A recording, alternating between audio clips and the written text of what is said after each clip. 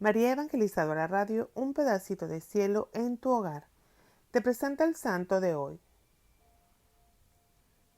3 de diciembre. San Francisco Javier, patrono de los misioneros. Francisco nació en el castillo de Javier, Navarra, el año 1506. Cuando estudiaba en París, se unió al grupo de San Ignacio. Fue ordenado sacerdote en Roma el año 1537 y se dedicó a obras de caridad. El año 1541 marchó al oriente, evangelizó incansablemente la India y el Japón durante 10 años y convirtió muchos a la fe. Murió el año 1552 en la isla de Sanchón Sacián, a las puertas de China. Son pocos los hombres que tienen el corazón tan grande como para responder a la llamada de Jesucristo e ir a evangelizar hasta los confines de la tierra. San Francisco Javier es uno de esos. Con razón ha sido llamado el gigante de la historia de las misiones, y el Papa Pío X lo nombró patrón oficial de las misiones extranjeras y de todas las obras relacionadas con la propagación de la fe. La oración del día de su fiesta dice así: Señor, tú has querido que varias naciones llegaran al conocimiento de la verdadera religión por medio de la predicación de San Francisco Javier. El famoso historiador Walter Scott comentó: el protestante más rígido y el filósofo más indiferente no puede negar que supo reunir el valor y la paciencia de un mártir con el buen sentido, la decisión, la agilidad mental y la habilidad del mejor negociador que haya ido nunca en embajada alguna. Francisco nació en el año 1506, en el castillo de Javier, en Navarra, cerca de Pamplona, España. A los 18 años fue a estudiar a la Universidad de París, en el Colegio de Santa Bárbara, donde en el año 1528 obtuvo el grado de licenciado. Dios estaba preparando grandes cosas, por lo que dispuso que Francisco Javier tuviese como compañero de la pensión a Pedro Fabre, que sería como el jesuita y luego beato también. Providencialmente conoció a un extraño estudiante llamado Ignacio de Loyola, ya bastante mayor que sus compañeros.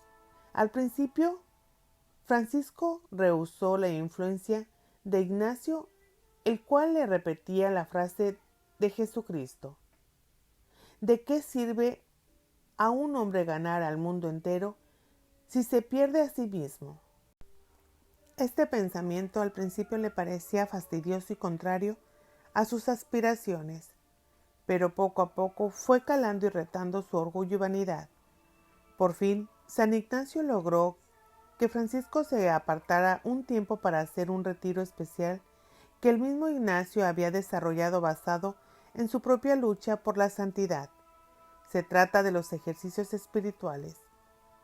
Francisco fue guiado por Ignacio en aquellos días de profundo combate espiritual y quedó profundamente transformado por la gracia de Dios.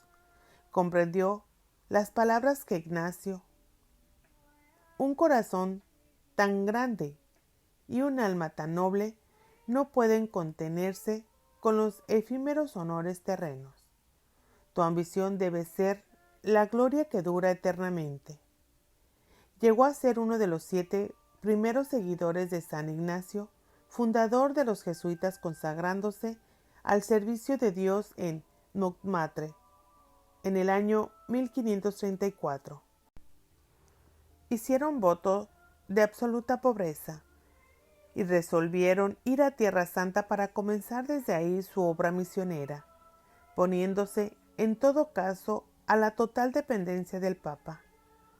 Junto con ellos recibió la ordenación sacerdotal en Venecia 3 años más tarde, y con ellos compartió las vicisitudes de la naciente compañía.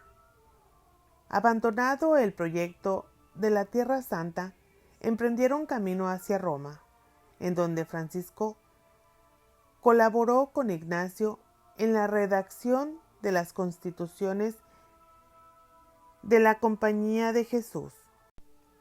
En 1540, San Ignacio envió a Francisco Javier y a Simón Rodríguez a la India en la primera expedición misional de la Compañía de Jesús. Para embarcarse, Francisco Javier llegó a Lisboa hacia fines de junio. Inmediatamente fue a reunirse con el padre Rodríguez, quien se ocupaba de asistir e instruir a los enfermos en el hospital donde vivía. Javier se hospedó también ahí y ambos solían salir a instruir y a catequizar en la ciudad. Pasaban los domingos oyendo confesiones en la corte, pues el rey Juan III los tenía en gran estima. Esa fue la razón por la que el padre Rodríguez tuvo que quedarse en Lisboa. También San Francisco Javier se vio obligado a permanecer ahí 8 meses, y fue por entonces cuando escribió a San Ignacio: el rey no está todavía decidido a enviarnos a la India, porque piensa que aquí podremos servir al Señor tan eficazmente como allí. Pero Dios tenía otros planes y Francisco Javier partió hacia las misiones el 7 de abril de 1541 cuando tenía 35 años. El rey le entregó un breve por el que el Papa le nombraba nuncio apostólico en el Oriente. El monarca no pudo conseguir que aceptase más que un poco de ropa y algunos libros. Tampoco quiso Javier llevar consigo a ningún criado, alegando que la mejor manera de alcanzar la verdadera dignidad es lavar los propios vestidos sin que nadie lo sepa. Con él partieron a la India el padre Pablo de Camerino, que era italiano, y Francisco Mancilas, un portugués que aún no había recibido las órdenes sagradas. En una afectuosa carta de despedida que el santo escribió a San Ignacio, le decía a propósito de este último que poseía un bagaje de celo, virtud y sencillez más que de ciencia extraordinaria. Otros 4 navios completaban la flota. En el barco viajaba el gobernador de la India, don Martín Alfonso Sousa, y además de la tripulación habían pasajeros, soldados, esclavos y convictos. Entre la tripulación y entre los pasajeros había gente de toda clase, de suerte que Javier tuvo que mediar en reyertas, combatir la blasfemia, el juego y otros desórdenes. Francisco se encargó de catequizar a todos. Los domingos predicaba al pie del palo mayor de la nave. Convirtió su camarote en enfermería y se dedicó a cuidar a todos los enfermos, a pesar de que, al principio del viaje, los mareos le hicieron sufrir mucho a él también. Pronto se desató a bordo una epidemia de escorbuto, y solo los misioneros se encargaban de cuidar de los enfermos.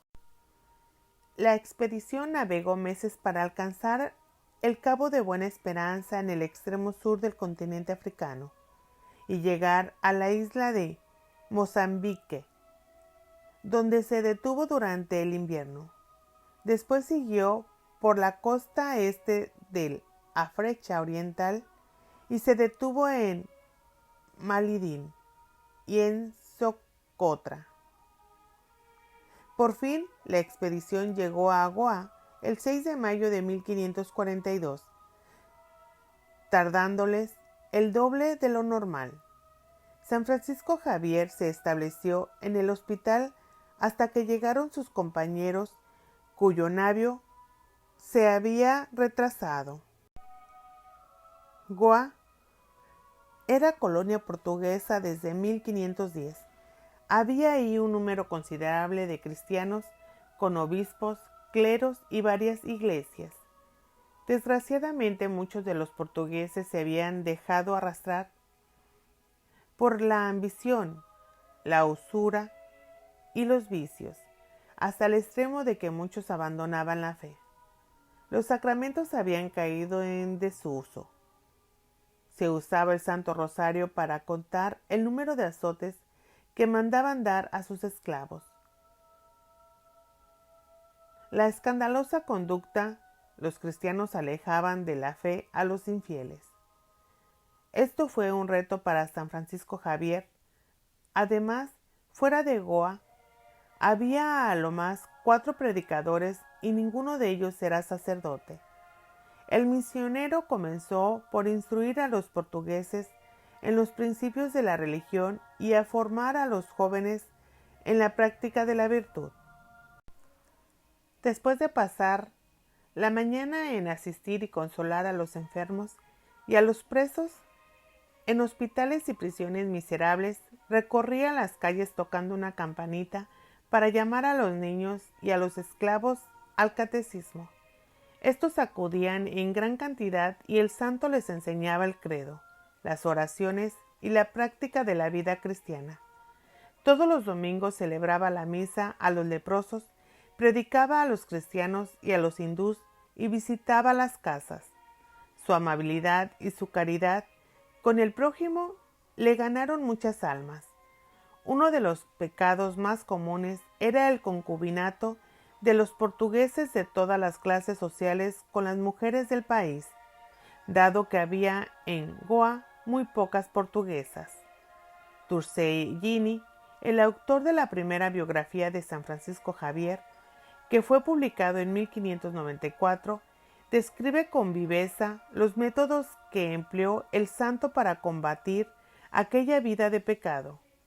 Por ellos puede verse el tacto con que supo Javier predicar la moralidad cristiana, demostrando que no contradecía ni al sentido común ni a los instintos verdaderamente humanos.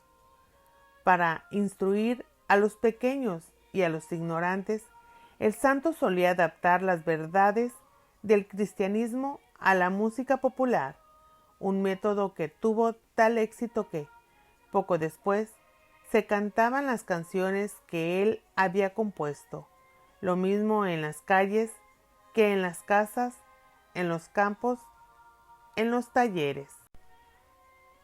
5 meses más tarde, se enteró Javier de que las costas de la pesquería, que se extienden frente a Ceilán desde el cabo de Comorín hasta la isla de Manar, habitaba la tribu de los Parabás.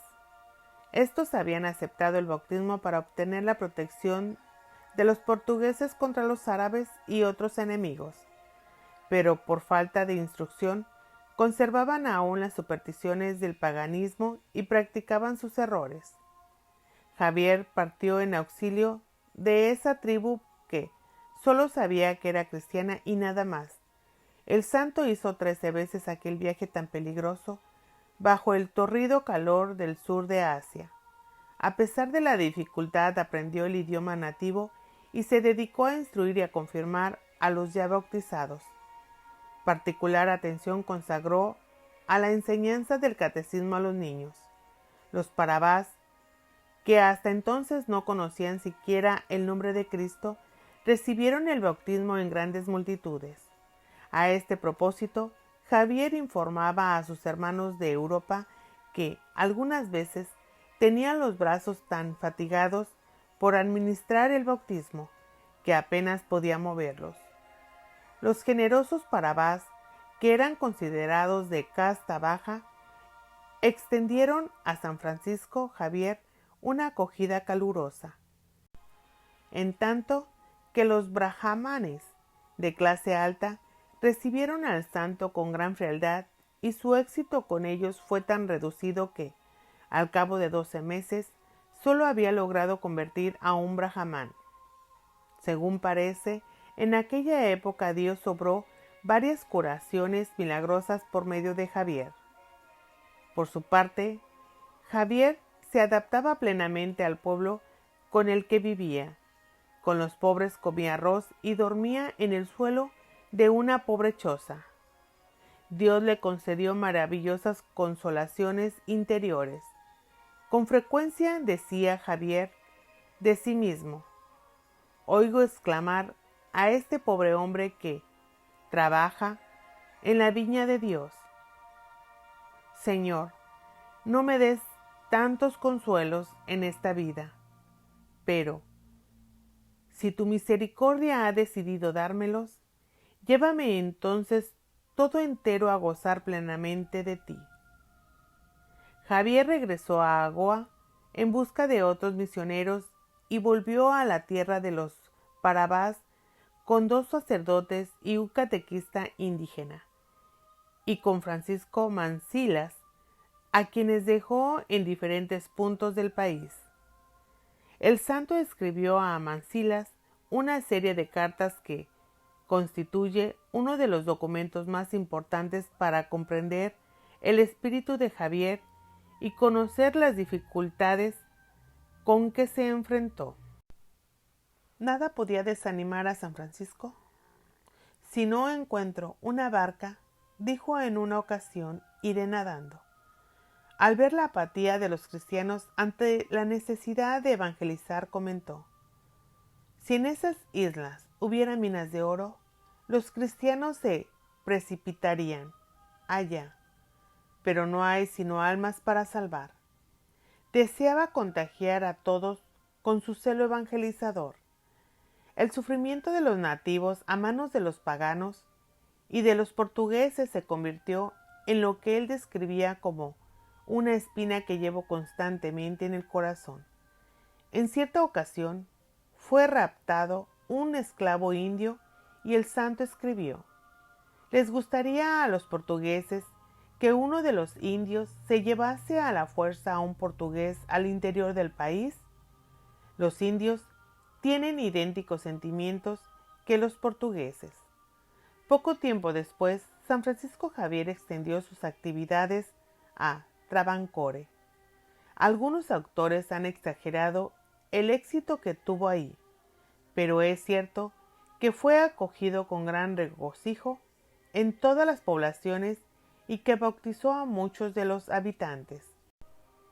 Enseguida escribió el padre Mancilas que fuese a organizar la iglesia entre los nuevos convertidos. En su tarea solía valerse el santo de los niños, a quienes seguramente divertía mucho repetir a otros lo que acababa de aprender de labios del misionero. Los badagas del norte cayeron sobre los cristianos de Comoín y Tuticorin, destrozaron las poblaciones, asesinaron a varios y se llevaron a otros muchos como esclavos. Ello entorpeció la obra misional del santo. Según se cuenta, en cierta ocasión salió solo Javier al encuentro del enemigo con el crucifijo en la mano y le obligó a detenerse. Por otra parte, también los portugueses entorpecían la evangelización. Así, por ejemplo, el comandante de la región estaba en tratos secretos con los badagas. A pesar de ello, cuando el propio comandante tuvo que salir huyendo, perseguido por los badagas, San Francisco Javier escribió inmediatamente al padre Mancillas: «Os suplico, por el amor de Dios, que vayáis a prestarle auxilio sin demora. De no haber sido por los esfuerzos infatigables del santo, el enemigo hubiese exterminado a los parabas. Y hay que decir, en honor de esa tribu, que su firmeza en la fe católica resistió a todos los embates. El reyezuelo de Jaffna, Ceilán del Norte, al enterarse de los progresos que había hecho el cristianismo en Manar, mandó asesinar allí a 600 cristianos. El gobernador Martín del Sousa organizó una expedición punitiva que debía partir en Negatapán. San Francisco Javier se dirigió a ese sitio, pero la expedición no llegó a partir, de suerte que el santo decidió emprender una peregrinación a pie al santuario del apóstol Santo Tomás de Milapur, donde había una reducida colonia portuguesa a la que podía prestar sus servicios. Se cuentan muchas maravillas de los viajes de San Francisco Javier, además de la conversión de los numerosos pecadores públicos europeos, a los que se ganaba con su exquisita cortesía. Se atribuyen también otros milagros. En 1545, el santo escribió desde Cochín al rey de Portugal, en la que le daba cuenta del estado de la misión. En ella habla del peligro en que estaban los neófitos de volver al paganismo, escandalizados y desalentados por las injusticias y las vejaciones que les imponen los propios oficiales de vuestra majestad. Cuando nuestro Señor llame a vuestra majestad a juicio, oirá tal vez vuestra majestad las palabras airadas del Señor. ¿Por qué no castigaste a aquellos de tus súbditos sobre los que tenías autoridad y que me hicieron la guerra en la India? El santo habla muy elogiosamente del vicario general de las Indias, don Miguel Vaz, y ruega al rey que le envíe nuevamente con plenos poderes, una vez que éste haya rendido su informe en Lisboa. ¿Cómo espero morir en estas partes de la tierra y no volver a ver a vuestra majestad en este mundo? Ruégole que me ayude con sus oraciones para que nos encontremos en el otro. Ciertamente estaremos más descansados que en este. San Francisco Javier repite sus alabanzas sobre el vicario general en una carta al padre Simón Rodríguez, en donde habla todavía con mayor franqueza acerca de los europeos.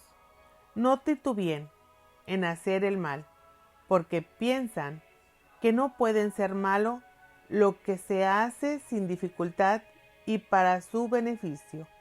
Estoy aterrado ante el número de las inflexiones nuevas que se dan aquí a la conjugación del verbo robar. En la primavera de 1545, San Francisco Javier partió para Malaca, donde pasó 4 meses. Malaca era entonces una ciudad grande y próspera. Alburquerque la había conquistado para la corona portuguesa en 1511 y desde entonces se había convertido en un centro de costumbres licenciosas, anticipándose a la moda que se introducirían varios siglos más tarde.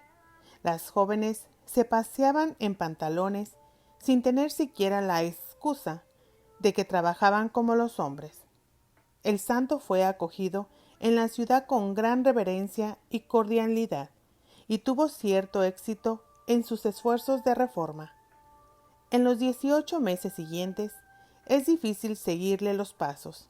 Fue una época muy activa y particularmente interesante, pues la pasó en un mundo en gran parte desconocido, visitando ciertas islas a las que él da el nombre genérico de Molucas y que es difícil identificar con exactitud.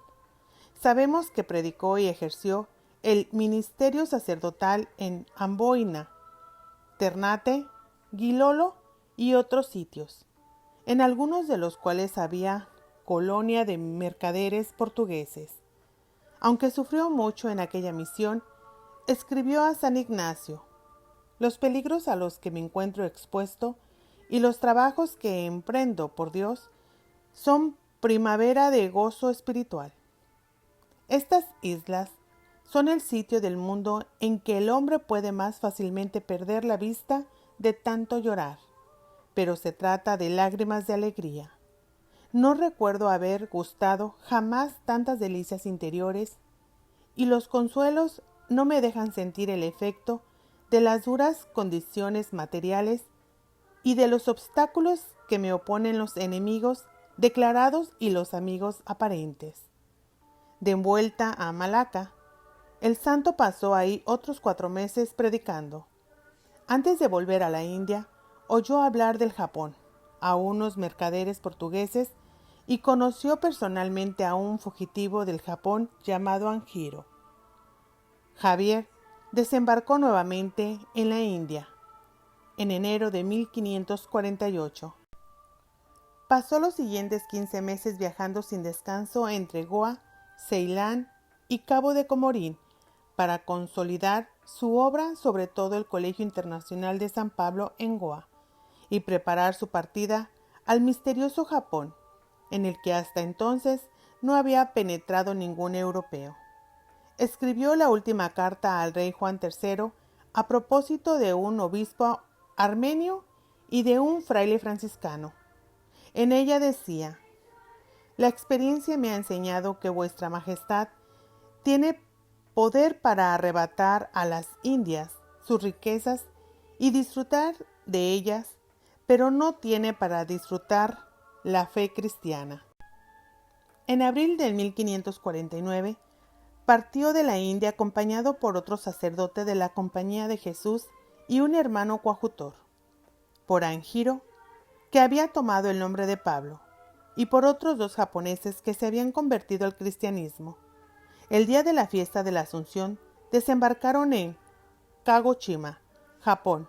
En Kagoshima, los habitantes lo dejaron en paz. San Francisco Javier se dedicó a aprender el japonés, lo cual no era nada fácil para él. Sin embargo, logró traducir al japonés una exposición muy sencilla de la doctrina cristiana que repetía a cuantos se mostraban dispuestos a escucharle. Al cabo de un año de trabajo, había logrado unas 100 conversiones. Ello provocó las sospechas de las autoridades, las cuales le prohibieron que siguiese predicando. Entonces el santo decidió trasladarse a otro sitio con sus compañeros, dejando a Pablo al cuidado de los neófitos.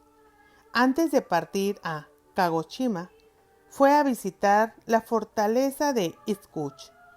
Ahí convirtió a la esposa del jefe de la fortaleza, al criado de ésta, a algunas personas más y dejó la nueva cristiandad al cargo del criado. 10 años más tarde, Luis de Almeida, médico y hermano coadjutor de la Compañía de Jesús, encontró en pleno fervor a esa cristiandad aislada. San Francisco Javier se trasladó a Hirado, al norte de Nagasaki. El gobernador de la ciudad acogió bien a los misioneros, de suerte que en esas cuantas semanas pudieron hacer más de lo que había hecho en Kagoshima en un año. El santo dejó esa cristiandad a cargo del padre de Torres y partió con el hermano Fernández y un japonés a Yamaguchi, en Honshu. Ahí predicó en las calles y delante del gobernador, pero no tuvo ningún éxito y las gentes de la región se burlaron de él. Javier quería ir a Miyako, Kioto, que era entonces la principal ciudad del Japón. Después de trabajar un mes en Yamaguchi, donde apenas cosechó algo más que afrentas, prosiguió el viaje con sus 2 compañeros. Como el mes de diciembre estaba ya muy avanzado, los aguaceros, la nieve y los abruptos caminos hicieron el viaje muy penoso. En febrero llegaron los misioneros a Miyako. Ahí se enteró el santo de que para tener una entrevista con el Mikado necesitaba pagar una suma mucho mayor que la que poseía. Por otra parte, como una guerra civil hacía estragos en la ciudad, San Francisco Javier comprendió que, por el momento, no podía hacer ningún bien ahí, por lo cual volvió a Yamaguchi 15 días después. Viendo que la pobreza de su persona se convertía en un obstáculo para llegar al gobernador, se vistió con gran pompa y fue al gobernador escoltado por sus compañeros, con toda la regalía de su título de embajador del Portugal. Le entregó las cartas que le habían dado para el caso las autoridades de la India y le regaló una caja de música, un reloj y unos anteojos, entre otras cosas. El gobernador quedó encantado con esos regalos, dio al santo permiso de predicar y le cedió un antiguo templo budista para que se alojase mientras estuviese ahí. Habiendo obtenido así la protección oficial, San Francisco Javier predicó con gran éxito y bautizó a muchas personas.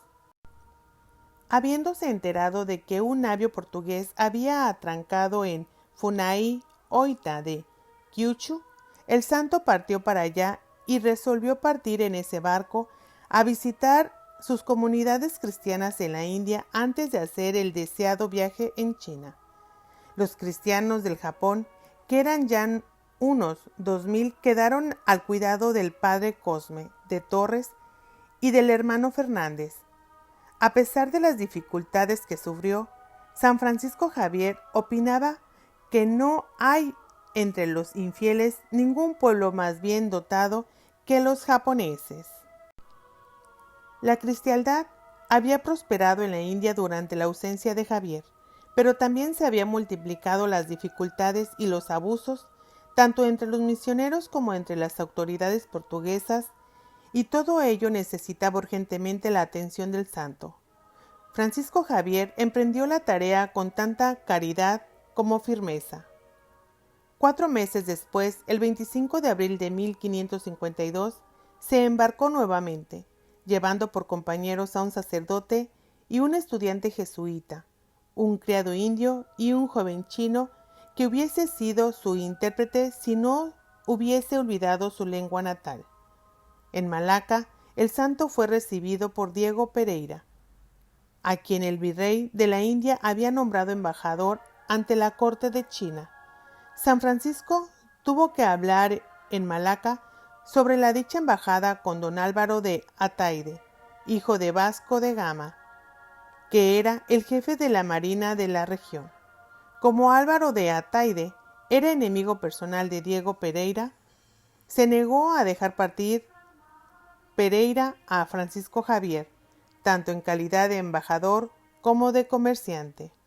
Ataide no se dejó convencer por los argumentos de Francisco Javier, ni siquiera cuando éste le mostró el breve de Paulo III, por el que había sido nombrado nuncio apostólico. Por el hecho de oponer obstáculos a un nuncio pontificio, Ataide incurría en la excomunión. Finalmente Ataide permitió que Francisco Javier partiese a la China. El santo envió al Japón al sacerdote jesuita y solo conservó a su lado al joven chino, que se llamaba Antonio. Con su ayuda esperaba poder introducirse furtivamente en China, que hasta entonces había sido inaccesible a los extranjeros. A finales de agosto de 1552, la expedición llegó a la isla desierta de Sancián, que dista unos 20 kilómetros de la costa y está situada a 100 kilómetros del sur de Hong Kong.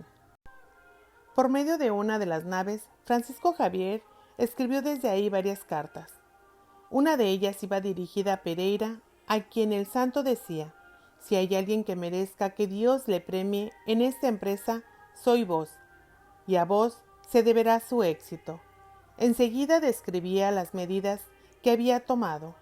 Con mucha dificultad y pagando generosamente, había conseguido que un mercader chino se comprometiese a desembarcar de noche en Cantón, no sin exigirle que jurase que no revelaría su nombre a nadie. En tanto que llegaba la ocasión de realizar el proyecto, Javier cayó enfermo. Como solo quedaba uno de los navios portugueses, el santo se encontró en la miseria. En su última carta escribió: hace mucho tiempo que no tenía tan pocas ganas de vivir como ahora. El mercader chino no volvió a presentarse. El 21 de noviembre, el santo se vio atacado por una fiebre y se refugió en el navío, pero el movimiento del mar le hizo daño, de suerte que al día siguiente pidió que le transportasen de nuevo a la tierra. En el navío predominaban los hombres de don Álvaro de Ataide, los cuales, temiendo ofender a éste, dejaron a Javier en la playa, expuesto al terrible viento del norte. Un compasivo comerciante portugués le condujo a su cabaña tan maltrecha que el viento se colaba por las rejillas. Ahí estuvo Francisco Javier, consumido por la fiebre. Sus amigos le hicieron algunas sangrías sin éxito alguno. Entre los espasmos del delirio, el santo oraba constantemente. Poco a poco se fue debilitando. El sábado 3 de diciembre, según escribió Antonio, viendo que estaba moribundo, le puse en la mano un cirio encendido. Poco después, entregó su alma a su Creador y su Señor con gran gozo y con gran paz. Y reposó pronunciando el nombre de Jesús. San Francisco Javier tenía entonces 46 años y había pasado 11 en el Oriente. Fue sepultado el domingo por la tarde. Al entierro asistieron Antonio, un portugués y 2 esclavos. Uno de los tripulantes del navío habían aconsejado que se llenase de barro el féretro para poder trasladar más tarde los restos. 10 semanas después se procedió a abrir la tumba. Al quitar el barro del rostro, los presentes descubrieron que se conservaba perfectamente fresco y que no había perdido el color. También el resto del cuerpo estaba incorrupto y solo olía a barro. El cuerpo fue trasladado a Malaca, donde todos salieron a recibirlo con gran gozo, excepto don Álvaro de Ataide. Al fin del año, fue trasladado a Goa, donde los médicos comprobaron que se hallaba incorrupto. Allí reposa todavía en la iglesia del Buen Jesús. Francisco Javier fue canonizado en 1622, al mismo tiempo que Ignacio de Loyola, Teresita de Ávila, Felipe Neri e Isidro Labrador.